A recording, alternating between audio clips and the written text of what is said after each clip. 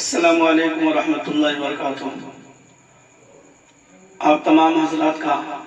اپنے چینل جنت الفردوس پر آپ کا استقبال کرتا ہوں، اور ایک درخواست آپ لوگوں سے یہ ہے کہ جب بھی آپ میری ویڈیو کو دیکھیں،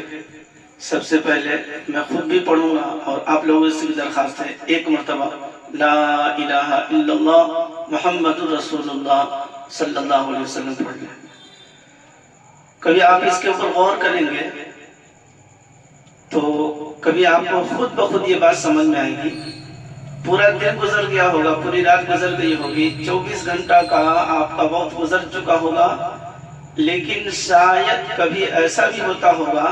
کہ اس دن میں یا اس رات میں آپ کی زبان سے بھولے سے بھی ایک مرتبہ کلمہ جاری نہیں ہوا ہوگا، آپ نہیں پڑھے ہوں گے، لیکن آپ میری ویڈیو کو دیکھتے ہیں، ایک مرتبہ اگر پڑھ لیتے ہیں تو انشاءاللہ اللہ کی ذات سے امید نہیں بلکہ یقین ہے اس پر اجر بھی ملے گا، ثواب بھی ملے گا۔ اور اس نیت سے پڑھے کہ اللہ چلتے پھرتے اٹھتے بیٹھتے اس کلمے کا ورد ذکر کرنے کے اللہ توفیق عطا فرما۔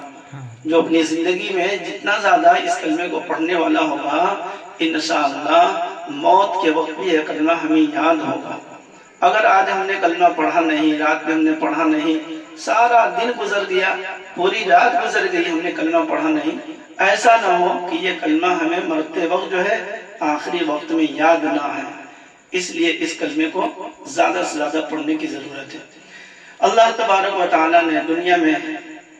انبیاء علیہ السلام کا سلسلہ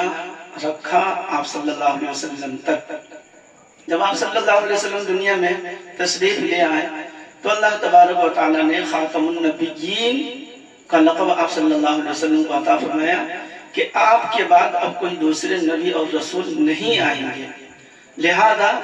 جو آپ کا کام ہے آپ کی ساری امت کرے گی۔ ساری امت کے اوپر جو ہے وہ کام جو جس کام کو دے کر کے، جس دین کو دے کر کے میں نے آپ کو بھیجا ہے، وہ آپ کی امت کے ہر اس فرد کے اوپر جو ہے فرض ہے جس کو آپ کی بات اس کو معلوم ہو۔ لہذا اللہ کے رسول صلی اللہ علیہ وسلم کی طرف سے، خود اللہ کے رسول صلی اللہ علیہ وسلم نے فرمایا کہ میری طرف سے اگر کسی کو ایک بات بھی معلوم ہو، ایک حدیث بھی معلوم ہو، ایک مسئلہ بھی معلوم ہو، تو ہمیں چاہیے کہ اس چیز کو اپنے تک کے محدود نہ رکھے بلکہ اس کو دوسروں تک کے پہنچانے کی کوشش کرے۔ جو اہم کام اللہ تبارک و تعالیٰ نے آپ صلی اللہ علیہ وسلم کو سپرد کیا، بلکہ پورے قرآن اور پورے حدیث کا اگر خلاصہ کیا جائے، اگر نچوڑا جائے، جو بات اگر سمجھ میں آتی ہے تو صرف دو بات سمجھ میں آتی ہے۔ ایک بات تو یہ سمجھ میں آتی ہے یا تو اللہ کا، اللہ کے رسول صلی اللہ علیہ وسلم کا ایک حکم ہے کہ یہ کام کرنا ہے، اور دوسرا پہلو یہ ہوتا ہے کہ یہ کام نہیں کرنا ہے، یعنی اللہ تبارک و تعالیٰ کا، اللہ کے رسول صلی اللہ علیہ وسلم کا فرمان کا خلاصہ نچوڑ یہ ہے، لب لباب یہ ہے کہ کچھ کام اللہ تبارک و تعالیٰ نے ایسا بتایا ہے جس کو ہمیں کرنے کا حکم دیا گیا ہے، اور کچھ چیزیں ایسی ہیں جس کے بارے میں اللہ نے ہمیں بھی منع کیا ہے۔ اللہ تبارک و تعالیٰ نے ساری امت کو منع کیا ہے کہ ان کاموں کو نہیں کرنا ہے۔ فرق اتنا ہے کہ ان چیزوں کو ہمیں جانکاری لینی ہے، علم حاصل کرنا ہے کہ اللہ تبارک و تعالیٰ کے اوامر کیا ہے، یعنی کن کن چیزوں کو کرنے کو اللہ نے کہا ہے، اللہ کے رسول صلی اللہ علیہ وسلم نے فرمایا ہے، کن کن کاموں کو کرنا ہے، اور کن کن کاموں سے اللہ کے رسول پاک صلی اللہ علیہ وسلم نے منع کیا ہے۔ ان چیزوں کا علم حاصل کرنا،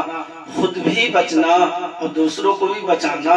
خود بھی نیک کام کرنا اور دوسروں کو بھی نیکی کی تلقین کرنا، یہ امت کا اول فریضہ ہے۔ اللہ تبارک و تعالی ہمیں اور آپ کو اسی اخلاص کے ساتھ اللہ تبارک و تعالی خود بھی عمل کرنے کی اللہ توفیق عطا فرمائے، اور تمام منکرات سے، تمام غلط کام سے، تمام اللہ کی منہیات سے، جن چیزوں سے اللہ نے منع کیا ہے، اللہ کے رسول پاک صلی اللہ علیہ وسلم نے منع کیا ہے، اللہ ہماری بھی حفاظت فرمائے، رہتی دنیا تک سارے ایمان والوں کو حفاظت فرمائے، اور تمام غیر ایمان والوں کو اللہ کلمہ پڑھنے کے اللہ توفیق عطا فرمائے۔ آمین ثم آمین۔ السلام علیکم ورحمۃ اللہ وبرکاتہ.